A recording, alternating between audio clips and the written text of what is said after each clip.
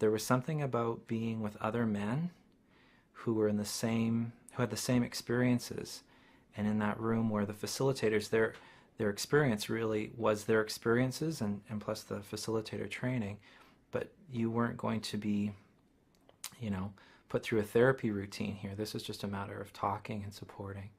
That's what made the difference. Nothing was that important. There was no fulfillment in life. Everything seemed so hollow. One day in the recent past, my mother passed away and my isolation became complete. There was no one. I was finally utterly and truly alone, and I ended up in the emergency room at the hospital. A social worker attended to me, and for the first time in my life, someone actually was listening to what I was saying. But the greatest thing that happened that day was I was given a number by her to the Gatehouse. 3 months later, I started a group, and my life has never been the same. They knew what I was feeling, they knew what I was thinking, and they loved me for it. I'm not an alien at all. I'm just a human being who had some bad things happen to him. It's been the greatest joy of my life to be able to join the human race again. I did say it there, and that's that you're not alone. That's what I needed. I needed that more than absolutely anything in my life. And once I got that, all of a sudden, you know, there was a future, and I could see forward. You know, I talked about being an alien, and literally that's how I felt. You know, I felt, who the hell am I living here with all these strange people? And like I said, I started a group, and all of a sudden I was in a room with 6 other aliens, and it was great. It was acceptance, and I think we all need that, just to be able to move on and have a life. You know, even when I came here, I thought, oh, it's too late. It's too late. I'm 45. You know, I just can't get it together. Like, when's the next bad cycle going to come? And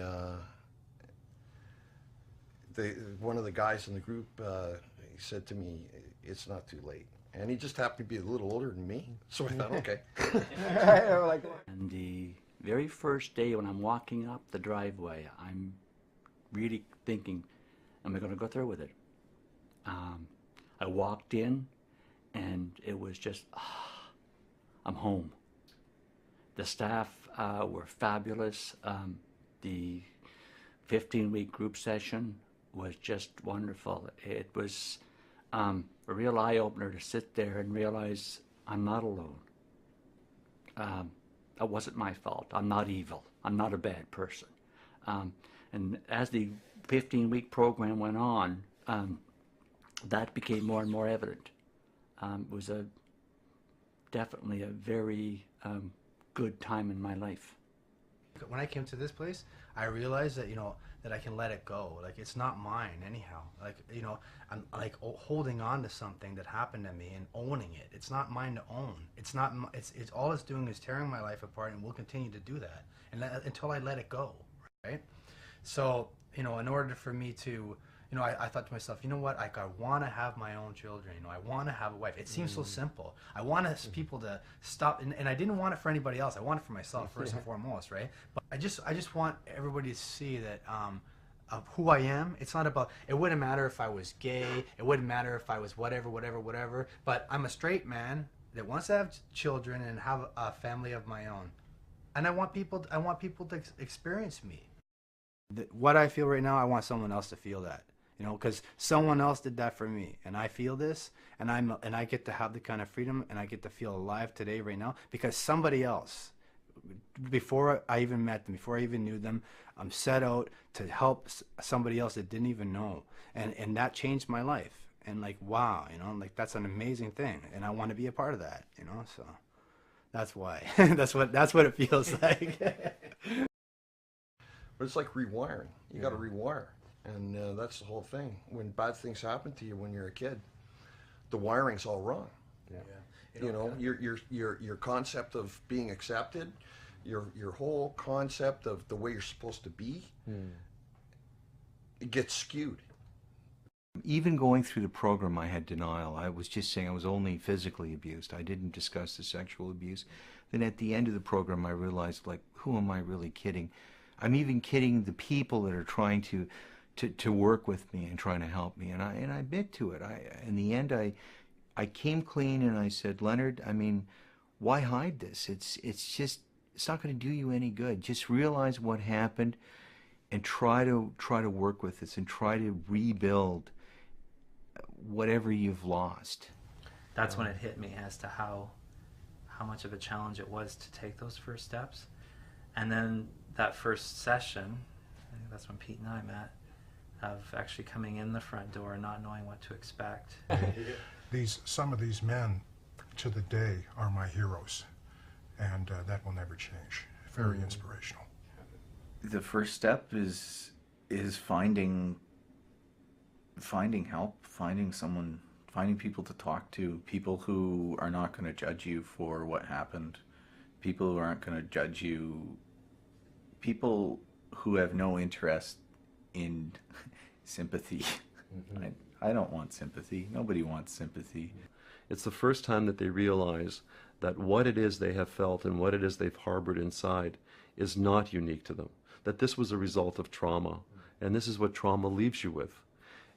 And once that is shared, there is this amazing, amazing breakthrough for the gentleman in the group. Some days I have good days. Some days I have very horrible days in which I feel self-destructive, suicidal. I feel like giving up. But you gotta press on. You can't give up. And why can't you give up? Because I don't want to be a victim anymore. I don't ever want to be a victim anymore. You have to survive. I've survived this far, and there's no way I'm going to go back and self-implode or self-destruct. I've had the luxury of being involved in the house and so on. But I know exactly what it's like to have your voice taken away from you. I know exactly what that feels like. And I know that what helped me was another human being who was unconditional in listening to me. Totally unconditional in listening to me. Didn't try to fix me. Didn't try to tell me what was wrong with me.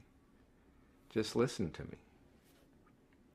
And because of that, I got stronger.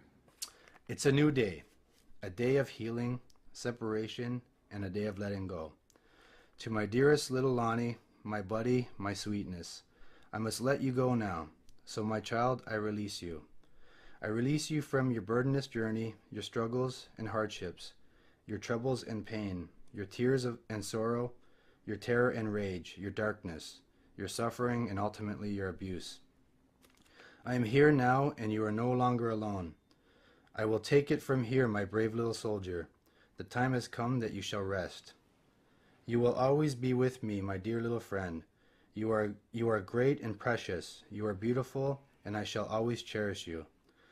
There is a safe place in my heart that is reserved for you, and there I will keep you in your rest. Take my hand, O sweet flower, and draw near to me, and let me hold you and love you the way I always will. Look into my eyes and mine yours as I thank you. Thank you for your love, your resilience, your strength, your courage, your perseverance, your determination for making it this far, for you are never giving up. Thank you, child. Thank you for you. Now close your eyes and sleep, my child. Sleep sound, for alas, it is a new day. And I could easily get emotional about that, but I stopped myself, right? But yeah, I mean, that says a lot right there, right? And it is a brand new time in my life right now. And you know what? Someone in the program told me there's no going back once you go onto this side of the fence. There's no turning back after this. And the light's on, and I don't ever have to be in that darkness ever again. Isn't that amazing?